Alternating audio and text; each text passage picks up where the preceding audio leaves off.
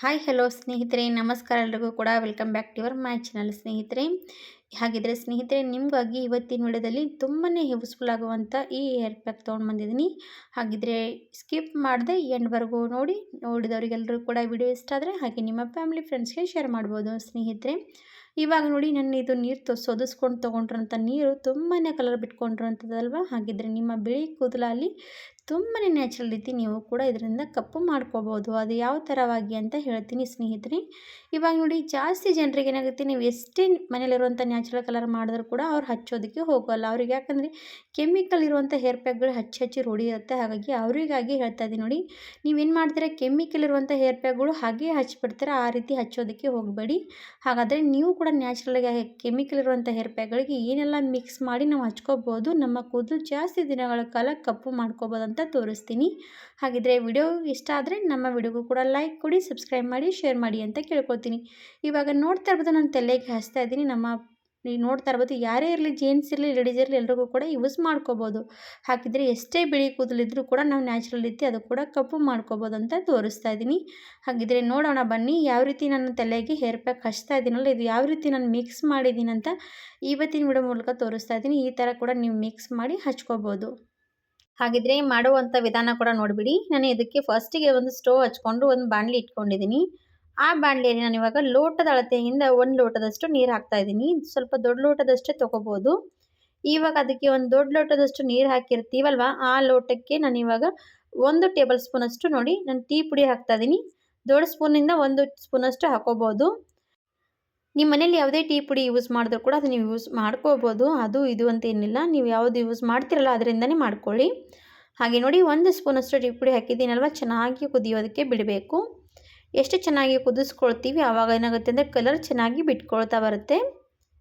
ಇವಾಗ ನೋಡಿ, ಕಲರ್ ಬಿಡ್ತಾ ಬರೋವಂಥದ್ದು. ಹಾಗೆ ಚೆನ್ನಾಗಿ ನೋಡಿ, 1 ಲೋಟದಷ್ಟು ನೀರು ಅರ್ಧ ಲೋಟದಷ್ಟು ಹಾಕಬೇಕು. ಅಲ್ಲಿವರೆಗೂ ನಾವು ಕುದಿಸ್ತಾನೆ ಇರಬೇಕಾಗತ್ತೆ. ಹಾಗೆ ಇದಕ್ಕೆ ಮತ್ತೇನು ಆ್ಯಡ್ ಮಾಡಬೇಕಂತ ತೋರಿಸ್ತೀನಿ. ಹಾಗೆ ಕುದೀಲಿ ಸ್ವಲ್ಪ ಹೊತ್ತು, ಚೆನ್ನಾಗಿ ಕುದಿಸ್ಕೋಬೇಕಲ್ವ. ಹಾಗಾಗಿ 1-2 ನಿಮಿಷ ಚೆನ್ನಾಗಿ ಕುದೀಲಿ. ಈ ಥರ ಏನಾರ ನೀವು ಕೆಮಿಕಲ್ ಇರುವಂಥ ಮೆಹಂದಿಗಳು ಯೂಸ್ ಮಾಡ್ತಾ ಇರ್ತಿರಲ್ಲ, ಆವಾಗ ಇದಕ್ಕೆ ನೀವು ಈ ರೀತಿ ಹಾಕ್ಕೊಂಡು ಯೂಸ್ ಮಾಡಿದ್ರೆ ಚೆನ್ನಾಗಿ ನ್ಯಾಚುರಲ್ ಆಗಿರುವಂಥ ಕಲರ್ ಮತ್ತು ಜಾಸ್ತಿ ಸಿಗುತ್ತೆ. ಹಾಗೆ ನಮ್ಮ ಕೆಮಿಕಲ್ ಇರುವಂಥ ಹೇರ್ ಪ್ಯಾಕ್ಗಳು ನಾವು ತಲೆಗೆ ಹಚ್ಚೋದಕ್ಕಿಂತ ಸೈಡ್ ಎಫೆಕ್ಟ್ ಕೂಡ ಜಾಸ್ತಿ ಆಗೋದಿಲ್ಲ. ಹಾಗಾಗಿ ಇವಾಗ ಇದಕ್ಕೆ ನಾನು ಒಂದು 10 ಲವಂಗ ಹಾಕ್ತಾಯಿದ್ದೀನಿ ನೋಡಿ. ಲವಂಗ ಹಾಕೋದ್ರಿಂದ ನಮ್ಮ ಕೂದಲಿಗೆ ಶೈನಾಗಿ ಕಲರ್ ಕೊಡುತ್ತೆ. ಅದು ಕೂಡ ಹಾಗೆ ಒಂದು 10 ಲವಂಗ ಅದಕ್ಕೆ ಹಾಕ್ಕೊಂಡು ಚೆನ್ನಾಗಿ ಕುದಿಸ್ಕೋಬೇಕು. ಅದ್ರ ಜೊತೆಗೆ ನಾನು ಸ್ವಲ್ಪ ಕರಿಬೇವು ಕೂಡ ಹಾಕ್ತಾಯಿದ್ದೀನಿ. ಕರಿಬೇವು ಹಾಕೋದ್ರಿಂದ ನಮ್ಮ ಕೂದಲು ಬೆಳವಣಿಗೆ ಜಾಸ್ತಿ ಆಗುತ್ತೆ. ಹಾಗಾಗಿ ಕರಿಬೇವು ಕೂಡ ಹಾಕ್ಕೊಳ್ಳಿ. ನಾವು ಕೆಮಿಕಲ್ ಇರುವಂಥ ಹೇರ್ ಪ್ಯಾಕ್ಗಳು ಹಚ್ಚಿದ್ರೆ ಓನ್ಲಿ ಕಲರ್ ಮಾತ್ರ ಸಿಗುತ್ತೆ, ನಮ್ಮ ಕೂದಲು ಬೆಳವಣಿಗೆ ಏನಾಗೋದಿಲ್ಲ. ಅದಕ್ಕೋಸ್ಕರ ನಮ್ಮ ಕೂದಲು ಬೆಳವಣಿಗೆ ಚೆನ್ನಾಗಾಗಬೇಕು, ಬ್ಲ್ಯಾಕ್ ಆಗಬೇಕಂದ್ರೆ ಈ ಥರ ಕೂಡ ಹಾಕ್ಕೋಬೇಕು. ಇವಾಗ ನೋಡಿ, ಎಷ್ಟು ಚೆನ್ನಾಗಿ ಕುದೀತಾ ನೋಡ್ತಾ ಇರ್ಬೋದು, ಕಲರ್ ತುಂಬಾ ಚೆನ್ನಾಗಿ ಬರ್ತಾ ಇರೋವಂಥದ್ದು. ಹಾಗೆ ಕರಿಬೇವು ಕೂಡ ಹಾಕಿರ್ತೀವಿ, ಅದು ಚೆನ್ನಾಗಿ ಕುದಿಸ್ಕೋಬೇಕು ಕರಿಬೇವು ಕೂಡ. ಹಾಗೆ ಚೆನ್ನಾಗಿ ಈ ರೀತಿ ಕೈ ಆಡಿಸ್ತಾ ಇರಿ. ಇವಾಗ ಇನ್ನೂ ಕೂಡ ಕಲರ್ ಬರಬೇಕು, ಅಲ್ಲಿವರೆಗೂ ನಾನು ಕುದಿಸ್ಕೊಂಡು ತೊಗೊಳ್ತೀನಿ. ಒಂದು 5 ನಿಮಿಷವರೆಗೂ ಕೂಡ ಕುದಿಸ್ಕೊಂಡು ತೊಗೊಳ್ಳೇಬೇಕಾಗತ್ತೆ. ಈ ಥರ ಏನು ನೀವು ಮೆಹಂದಿ ಯೂಸ್ ಮಾಡುವಾಗ ಈ ಥರ ಹಾಕ್ಕೊಂಡು ನೀವೇನಾದರೂ ಹಚ್ಕೊಂಡ್ಬಿಟ್ರೆ ನಿಮ್ಮ ಕೂದಲು ತುಂಬಾ ಶೈನಾಗಿ, ನಿಮ್ಮ ಕೂದಲು ಕಪ್ಪಾಗಿ ಕಾಣಿಸುತ್ತೆ. ಯಾರಾದರೂ ಕೇಳಿದ್ರು ಕೂಡ ನೀವು ಏನು ಹಚ್ಚಿದೆ ಅಂತ ಅವರು ಕೂಡ ಕೇಳ್ತಾರೆ. ಹಾಗಾಗಿ ಎಷ್ಟು ಕಲರ್ ಆಗುತ್ತೆ ಅಂದರೆ ಅಷ್ಟು ಕಲರ್ ಆಗುತ್ತೆ ಸ್ನೇಹಿತರೆ. ಇವಾಗ ನಾನು ಕುದಿಸ್ಕೊಂಡು ತೊಗೊಂಡಿರೋಂಥದ್ದು ನೋಡಿ ನೀರು, ಅದು ಏನು ಮಾಡ್ತೀನಿ, ಒಂದು ಬಟ್ಲಲ್ಲಿ ಸೋದಿಸ್ಕೊಂಡು ತೊಗೊಳ್ತೀನಿ.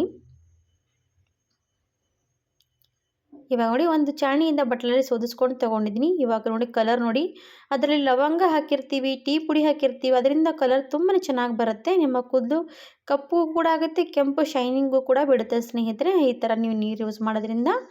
ಇವಾಗ ಇದಕ್ಕೆ ನಾನು ಯಾವ ರೀತಿ ಮೆಹಂದಿ ಹಾಕ್ತೀನಿ, ಯಾವ ಮೆಹಂದಿ ಹಾಕ್ತಾಯಿದ್ದೀನಿ ಅಂತ ಹೇಳ್ತೀನಿ ಬನ್ನಿ ನಿಮಗೂ ಕೂಡ. ಈ ಥರ ನೀವು ಕೂಡ ಯೂಸ್ ಮಾಡ್ಬೋದು. ನಾನು ಇವಾಗ ಈ ಮೆಹಂದಿ ಯಾವ ಪುಡಿ ಹಾಕ್ತಾಯಿದ್ದೀನಿ ಅಂದರೆ ಅದಕ್ಕೆ ನಿಶಾ ಮೆಹಂದಿ ಹಾಕ್ತಾಯಿದ್ದೀನಿ ನೋಡಿ. ನಿಶಾ ಮೆಹಂದಿ, ನೀವು ಪ್ರೇಮ್ ದುಲ್ಹನ್ ತೊಗೋಬೋದು. ನಿಮ್ಮ ಹತ್ರ ಯಾವುದೇ ಮೆಹಂದಿ ಇದ್ದರೂ ಕೂಡ ನೀವು ಈ ನೀರಲ್ಲಿ ಹಾಕ್ಕೊಂಡು ಹಚ್ಕೋಬೋದು. ಬಿಸಿ ಬಿಸಿ ಇರುವಾಗಲೇ ನಾವು ಇದು ಮೆಹಂದಿ ಅದರಲ್ಲಿ ಹಾಕಬೇಕಾಗುತ್ತೆ. ಸ್ವಲ್ಪ ನೀರು ಬಿಸಿ ಇರುವಾಗಲೇ ನೀವು ಮೆಹಂದಿ ಅದರಲ್ಲಿ ಹಾಕಿ ಕಲಿಸ್ಬಿಡಿ. ನೀವು ಈ ನೀರಲ್ಲಿ ಕಲಸಿಟ್ರೆ, ರಾತ್ರಿ ಇಡೀ ಕೂಡ ಕಲಸಿಟ್ರೆ ತುಂಬಾ ಚೆನ್ನಾಗಿ ಕಲರ್ ಬರುತ್ತೆ. ಇಲ್ಲಾಂದರೆ ನೀವು ಬೆಳಗ್ಗೆ ಯಾವಾಗಾದರೂ ಹಚ್ಕೋಬೇಕಂತ ಅಂದ್ಕೊಂಡಿರ್ತೀರಲ್ಲ, ಒಂದು 5 ನಿಮಿಷ ಮುಂಚೆನೇ ಈ ರೀತಿ ಕಲಿಸ್ಕೊಂಡು ನಿಮ್ಮ ತಲೆಗೆ ಅಪ್ಲೈ ಮಾಡಿಬಿಡಿ.